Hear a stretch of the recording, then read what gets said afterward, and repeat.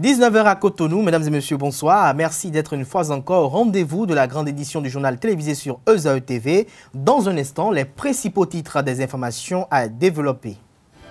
Comment apprécie le Béninois lambda les récentes sorties médiatiques du président Patrice Talon, à savoir l'émission à cœur ouvert avec la presse nationale et le message à la nation à l'occasion de la célébration du 58e anniversaire de l'accession du Dahomey devenu de Bénin à la souveraineté nationale et internationale.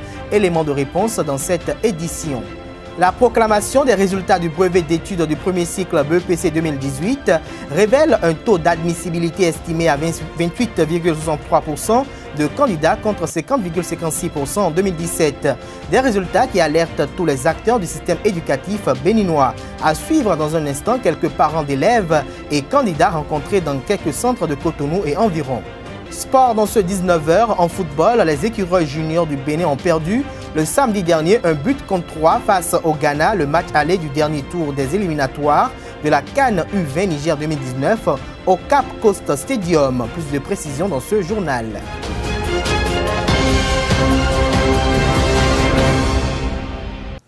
Bonsoir à nouveau, chers amis internautes. Le mouvement Force Unie pour le nouveau départ FUND IRED est porté sur les fonds baptismaux ce samedi 4 août 2018 à Sakété. Ce creuset politique dont le leader charismatique est le ministre des enseignements maternels et primaires Saliman Karimou s'inscrit dans la dynamique de soutenir indéfectiblement les actions du président Patrice Talon et celles de son gouvernement. La commune de Sakété a accueilli le week-end dernier plusieurs délégations d'autorités politiques, responsables de partis et mouvements politiques, jeunes, femmes et enseignants du département du Plateau. Ainsi, les députés Joseph Bangbadé, Louis Vlavonou, le préfet du département du Plateau, Valère Setonoubo, le ministre délégué auprès du président de la République chargé de la Défense, Fortuné Nouati, les cadres et personnalités politiques du Plateau, les élus locaux et communaux ont également effectué le déplacement de Sakété pour soutenir la mise sur fonds baptismaux de ce creuset politique. C'était une brève pour ouvrir cette édition. Le taux d'admissibilité à l'examen du brevet d'études du premier cycle BEPC,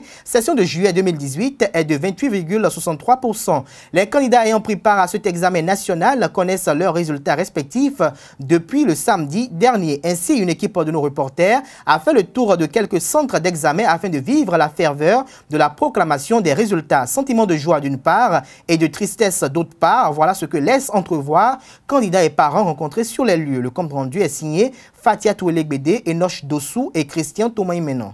Nombreux sont des candidats et parents qui étaient sur les lieux de la proclamation pour être témoins des résultats. Ici, au CEG Saint-Hérita de Cotonou, après délibération, pendant que certains se retrouvent dans un état de déception, d'autres ne cachent pas leur sentiment de joie.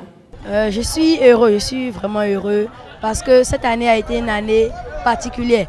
Parce que à cause des grèves, nous n'avons pas eu beaucoup de temps. Pour apprendre des trucs du genre. Mais malgré ça, nous avons réussi. Donc je suis heureux. Ce que je ressens actuellement là, je suis fier d'avoir mon BEPC maintenant. Je suis fier beaucoup. Parce que l'année dernière, je suis échoué. Je ne sais pas comment je vais remercier mon Dieu, quoi. Je suis très très content. Maintenant, là où je suis là, je suis très heureuse d'avoir mon BEPC. Lorsque j'étais à la maison, j'étais en train de pleurer, mais maintenant ça va aller. Je remercie ma mère et mes amis. Et après, je vais commencer par préparer la seconde. Le taux d'admissibilité étant de 28,63 cette année, un pourcentage inférieur à celui de l'année passée. Quelques parents d'élèves rencontrés sur les lieux n'ont pas pu cacher leur déception par rapport aux résultats de cette année. Le taux n'est pas si bon, mais bon, la faute, c'est bon. On peut pas attribuer aux enfants. La faute, c'est la faute du gouvernement et les professeurs aussi. Sinon, les enfants ont envie de travailler, mais ils n'ont pas pu terminer les programmes. Donc, c'est ça qui a fait que beaucoup d'enfants ont échoué. Les admissibles auront à plancher les épreuves orales dans les prochains jours, ce qui laissera place à la seconde délibération. Le président Patrice Talon a effectué 2 sorties médiatiques la semaine dernière. L'une consacrée au message à la nation béninoise, comme l'exige la Constitution du 11 décembre 1990, à la veille de la célébration de la fête de l'indépendance. Et la seconde, une émission à cœur ouvert avec 4 journalistes de la presse nationale. 2 sorties qui font couler beaucoup d'encre et de salive dans l'opinion nationale et internationale. À cet effet, Usaï TV s'est rapproché de quelques Béninois afin de recueillir leur appréciation des 2 sorties du président Patrice Talon à l'occasion de la célébration du 58e anniversaire de l'accession du Bénin à la souveraineté nationale et internationale. On les écoute au micro de Billy Laibi, Judicaël Yessinou et Prudence Koussouron. Moi, je suis un grand fan du président. Sa sortie, je crois que tout le monde est d'accord là-dessus, hein, que c'est une sortie réussie. Sans langue de bois, il a parlé à ses concitoyens, il a expliqué, il a dit ce que faisait le gouvernement. C'est vrai que celui-là, il change un peu les choses. Donc, à la veille de l'indépendance, je pense qu'il était opportun pour qu'il s'exprime devant ses concitoyens et dit comment avancent les projets. Ce n'est pas le fait de sortir tout le temps, parce que comme je le disais, on a été habitué à autre chose. Ce n'est pas le fait de sortir tout le temps qui règle les problèmes. C'est plutôt travailler et venir expliquer. Moi, je suis totalement d'accord avec ça.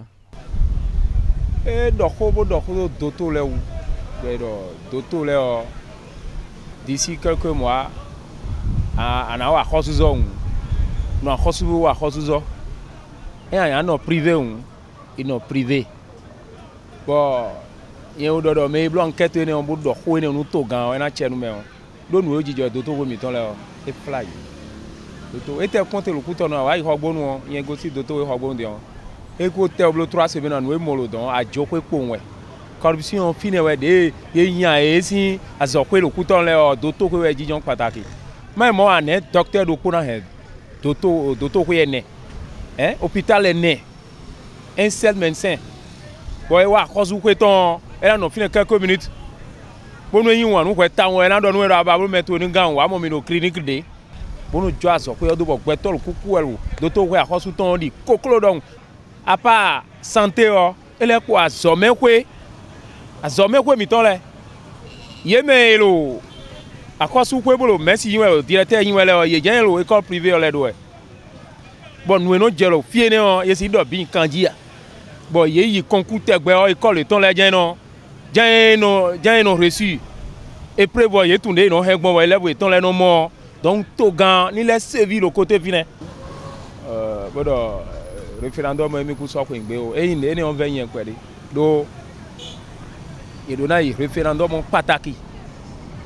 Donc, Togan, qui est le coup non final. Et tout de suite, réviser la constitution, il y a un tout de suite. Mais il y a Patrice Talon et il y a un député, au moins 61 votés, 62. Mon référendum, c'est la voie la plus facile. Bon, il y a le joie, mais le référendum est bon, il y a tant d'attentats, et ça dit référendum do mi bitou. Dernier Béninois au sein de nos tournois, c'est un babal ou tout temps. Babaka ou tout temps, pour le coup, il y a une clause. Constitution, il y a une fin, un beau bar, il y a un temps que le coup d'ici, que le coup m'a cassé donné. Il y a un tort, il y a un tort de voter, il y a un tchèque, il y a un. Quand vous voyez les présentations du président Talon, il faut dire, sans se tromper, qu'il maîtrise le pays de long en large, de fond en comble et de bout en bout. Il faut voir, il faut ne pas aimer l'homme, mais il faut voir ses actions. Mon camarade est rentré 2018-2019 de Nablo, Mbabo Togan, de côté c'est le Tinto, Benoué, Robert Seo, ni à le syndicaliste, ben bien le taboto. Nous sommes pas nemi blo 2018 ils sont pour 2019 pas nemi ba bombo mina tati akpale de éducation nena yigbo bena mbaba na tati akpale de éducation nous tati akpale de éducation et na na plus d'agwe do to mi ne mi de mi da so me ye lo benero quartier latin d'Afrique mo we ma ede bo ple egbedion 0 zen mi so tun tia 0 zen mi so tun tia Votre gars n'a pas déjà de compétences. Oh, nous on a dit, moi le déjà votre gars a eu déjà de compétences. Avant ton gars mis déjà de compétences, monsieur le président. 5 ans d'emprisonnement ferme et 80 millions de francs CFA d'amende à verser conjointement à l'État et à la Banque internationale du Bénin, BIBE. C'est le verdict prononcé à l'encontre de Laurent Mettonyon et de ses co-accusés le 31 juillet dernier. Après plusieurs renvois de ce procès, dans le cadre de l'affaire dite de placement hasardeux des avoirs de la CNSS, Caisse nationale de sécurité sociale, à la Banque internationale du Bénin, BIBE, ces derniers se retrouvent derrière les barreaux après y avoir passé 8 mois. Une condamnation que dénonce la Confédération syndicale des travailleurs du Bénin, CSTB, qui émet des doutes sur la légalité de la procédure respectée. Pour plus de précisions, on écoute Kassa Mampo, secrétaire général de la CSTB, au micro de Léorès Nyaho et Prudence Koussouron. Ça ne frise pas l'échec parce que nous avons pu montrer à toute l'opinion publique nationale et internationale qu'il s'agissait d'un procès politique, qu'il s'agissait d'une parodie de justice, qu'il s'agissait d'un simulacre de procès et que Laurent Mettonyon n'en était pour rien. On a montré que certains juges, heureusement, ce n'est pas toute la justice. Nous avons l'UNAMAB qui continue de garder son indépendance, qui se bat contre, la prise d'assaut de la justice par le politique. Heureusement, je crois que nous allons poursuivre le combat. Les juges qui acceptent de se faire instrumentaliser, de se faire chosifier, répondront devant l'histoire de notre peuple. Notre peuple ne pardonne pas ça. Les juges qui ont accepté de mettre des milliers de familles dans la tristesse, de condamner d'innocentes, d'honnêtes gens à la veille d'une fête d'indépendance, ces juges qui ont accepté cela répondront devant l'histoire. Heureusement, nous avons encore de vrais juges. C'est tout le pays qui est mis dans la tristesse. Ce n'est pas seulement les familles biologiques de Laurent, de Adegoke, de Youssaoué, d'autres. Le parquet de Cotonou, sous l'égide du procureur de la République, après le tribunal de première instance de première classe de Cotonou, a tenu une réunion de commandement avec les officiers de police judiciaire. Dans la soirée du jeudi dernier, il était question de rappeler aux responsables de la police républicaine territorialement compétents dans le département du littoral la plénitude de leurs fonctions et leurs attributions pour plus d'autosaisine. À l'occasion, l'actuel substitut du procureur de la République, le prochain procureur de la République après le tribunal de première instance de première classe de Cotonou et l'homme Mario Mettonyon s'est adressé aux officiers de police judiciaire et les rassure d'une bonne et franche collaboration pour ensemble relever les défis qui s'imposent. Aussi, Ulrich Gilberto Bonon, promu procureur spécial après la Cour de répression des infractions économiques et du terrorisme lors du dernier conclave gouvernemental, a dévoilé sa vision. On les écoute tous les deux au micro de nos reporters. On finit jamais d'apprendre, n'est-ce pas? C'est l'expression « mes admirations ». Je ne savais pas ce que ça voulait dire, je ne savais même pas que ça existait. Et donc j'ai fini par comprendre, à force de l'entendre, que dans le rang, en tout cas, des hommes en âme, on va dire ça comme ça, ils ne présentent pas leurs félicitations, mais ils présentent leurs admirations lorsque quelqu'un connaît une promotion. C'est bien cela. Est-ce que j'ai bien compris ou... Voilà. Ah ben voilà, donc ça je ne savais pas. Donc je l'ai découvert, je l'ai appris avec vous. Et je voudrais donc, avant de continuer, remercier publiquement, je l'ai déjà fait, ceux qui m'ont approché, ceux qui m'ont écrit. J'ai répondu à quasiment tout le monde. Je voudrais quand même profiter de l'occasion pour remercier publiquement tous ceux qui m'ont présenté leurs admirations. Voilà. J'ai entendu la plupart des préoccupations qui ont été exprimées. Il faut que ça s'inscrive dans la continuité, il ne faut pas qu'il y ait une rupture dans la façon de gérer les procédures, dans la façon de gérer les OPJ. Je puis vous assurer que la même culture d'entreprise, on va dire ça comme ça, pour employer une expression qui vient du secteur privé, va se poursuivre. Parce qu'en fait, la façon de gérer, elle était collégiale et disons que nous étions tous imprégnés de cette façon de gérer-là. C'est donc une chance qu'il n'y ait pas eu de changement majeur à la tête du parquet. Et donc, si vous avez apprécié la façon dont les choses ont été gérées jusque-là, vous pouvez être assuré que ça va continuer. Nous allons donc renforcer les acquis. Nous allons faire en sorte de mettre un peu plus d'efficacité dans la gestion de nos procédures. Nous allons y mettre un peu plus de célérité. Et nous allons surtout y mettre un peu plus de transparence également. Ça, je considère que ça fait partie des acquis que nous avons eus, mais nous allons les renforcer. De notre côté, nous allons explorer de nouveaux horizons. Nous allons continuer, nous allons faire en sorte que les frontières de l'impunité continuent à reculer. Ça a commencé déjà et depuis toute cette année judiciaire, nous avons été au devant de l'actualité. Désormais, il n'y a plus d'intouchables dans la République. Et ça, tous les Béninois le reconnaissent. Nous allons faire en sorte que cela puisse se poursuivre. Donc les frontières de l'impunité vont continuer à reculer.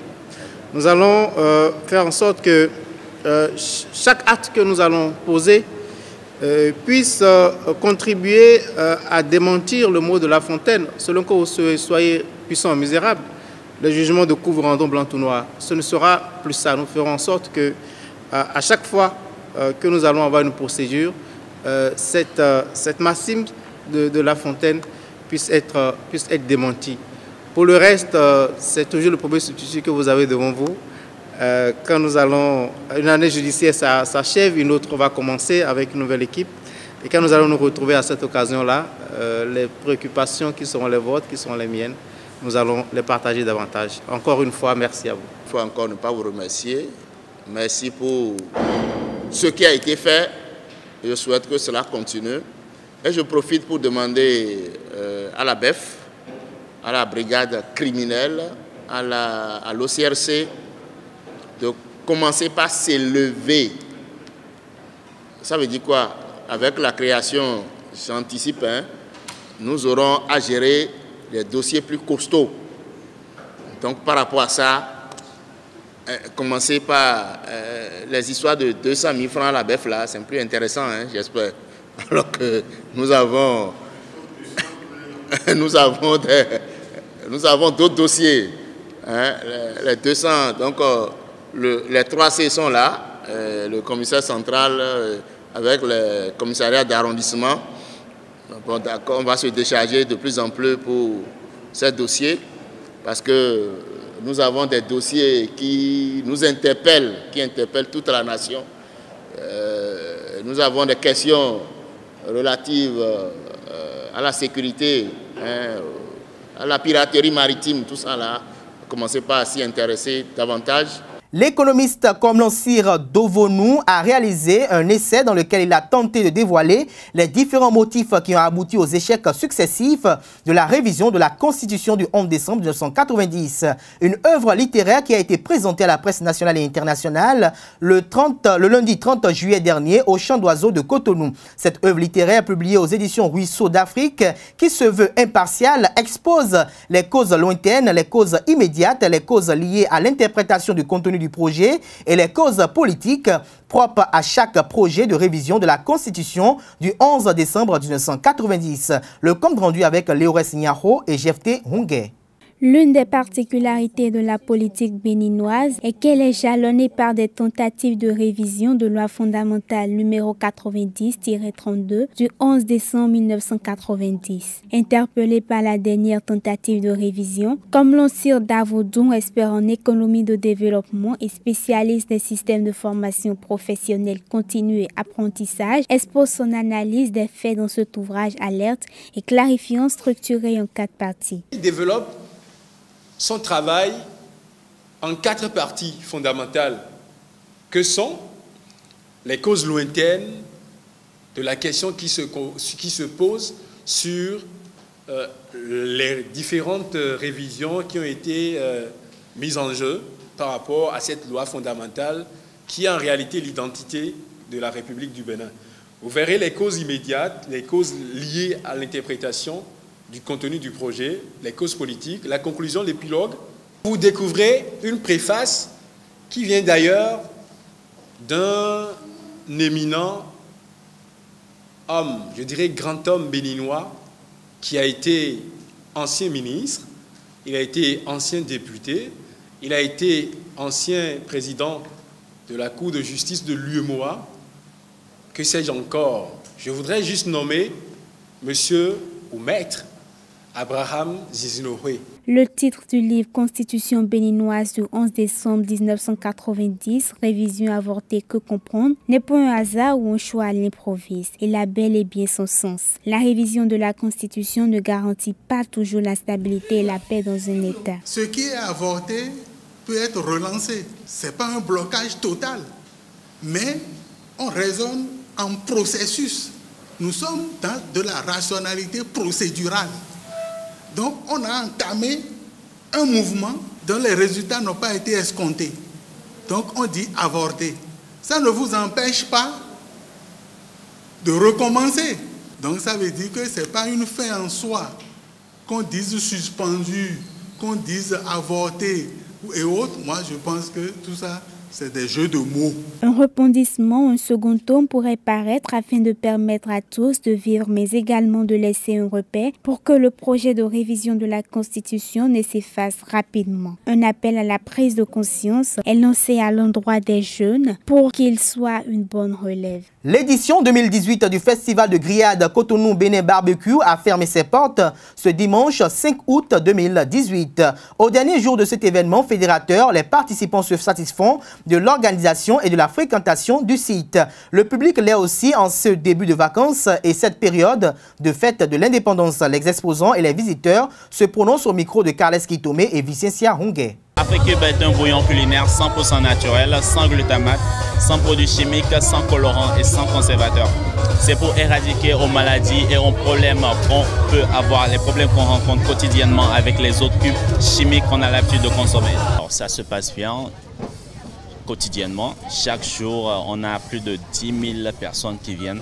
Bon, il faut dire que j'ai voulu renouveler parce que la dernière fois j'étais là et c'était bien.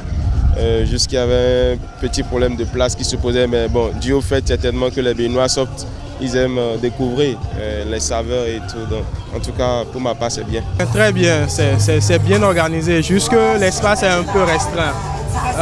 Si vous attendez un peu jusqu'à 20h, 21h, vous verrez que ceux qui viendront ne vont pas vraiment trouver de la place, quoi.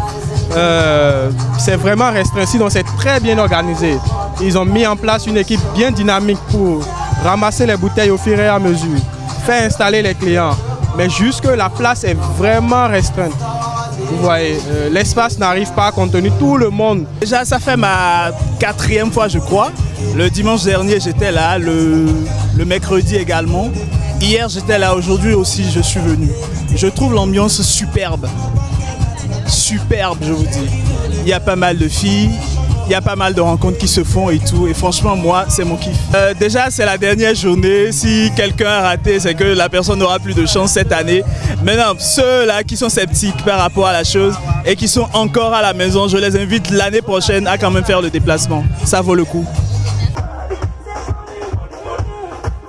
Sport à présent, en athlétisme, l'Aube Nouvelle a tonné hier à Saba à la 5e et dernière journée des championnats d'Afrique senior grâce à Odile à Rouen-Wanou.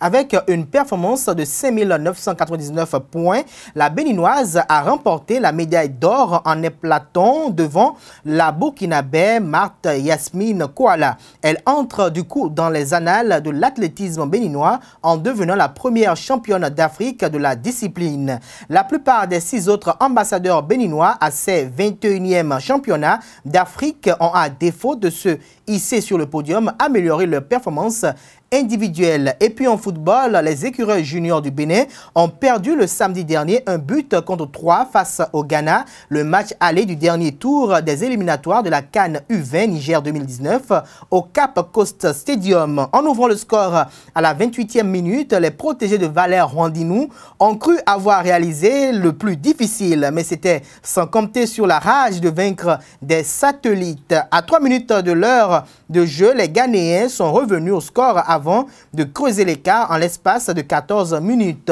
Les écureuils reçoivent le samedi 11 août prochain pour le compte de la manche retour. Toujours en football, mais à un niveau inférieur, les étudiants résidents du BID C ont remporté la première édition du tournoi interbâtiment le vendredi 28 juillet dernier sur la pelouse synthétique de l'université d'Abomey-Calavi. En finale, ils ont battu leur homologue du BID A par le score de 2-0 devant la ministre de l'Enseignement supérieur et de la Recherche scientifique, Marie-Odile Atanasso, la directrice du Centre des œuvres universitaires et sociales d'Abomey-Calavi, Ghislaine Claude Fagbon, et plusieurs des collaborateurs de cette dernière. Le compte rendu est signé Larios Adjagbenon. Au terme d'une finale âpre face aux joueurs du BID A, les résidents du BID C ont soulevé le trophée du tournoi interbâtiment 2018 sur le terrain de l'université d'Abomey-Calavi. En finale, ce 28 juillet, le BID C s'est imposé 2-0 devant un public constitué des étudiants, des autorités ministérielles et du Centre des œuvres universitaires et sociales COUS. En première mi-temps, les deux formations offrent un spectacle d'occasion vendangé.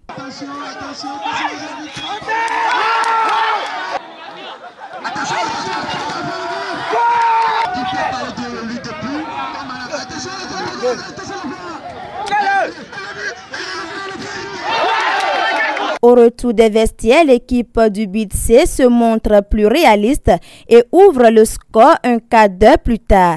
Le BID A essaie de recoller au score mais pêche à la finition. Et à 10 minutes de la fin du temps réglementaire, les joueurs du BID C font le break. Vous avez aussi suivi le match comme nous. C'est vrai qu'on a un adversaire redoutable à notre en face. On a joué, puis dans un match, il y a toujours un perdant et un gagnant. Donc tel a été le cas. On n'a pas aussi démérité, vous le savez très bien, vous avez observé avec nous. On a beau jouer, on a donné le meilleur de nous-mêmes, tout un chacun de nous a donné ce qu'il a dans ses jambes. Et bon, malheureusement, le score n'a pas été en notre faveur. Je suis tellement content de la manière où mes coéquipiers ont joué, eux aussi, le fair play qui existe entre nous. Et que je peux toutefois dire que le meilleur reste à venir afin que le fair play soit toujours à nous. Les spectateurs saluent l'initiative de ce tournoi. Jean Couton invite les équipes participantes à peaufiner davantage les automatismes pour plus de spectacles à la prochaine édition d'une part et d'autre part les organisateurs à la pérennisation de la compétition. C'est une bonne initiative et ça participe aussi à l'amélioration du football béninois. Et ça participe aussi à la promotion du football béninois.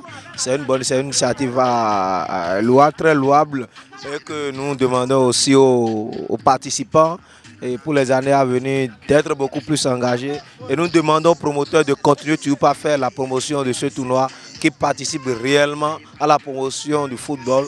À ce moment même que nous avons besoin que ces genres de compétitions soient organisées pour que les joueurs soient en jambes pour les compétitions internationales et nationale. La directrice du COUS AC, Ghislaine Fagbon, constate l'engouement autour du tournoi et se félicite de la réussite de cette première édition, laquelle a réuni 9 équipes. Mais parlant de victoire, il n'y a eu aujourd'hui ni vainqueur ni vaincu.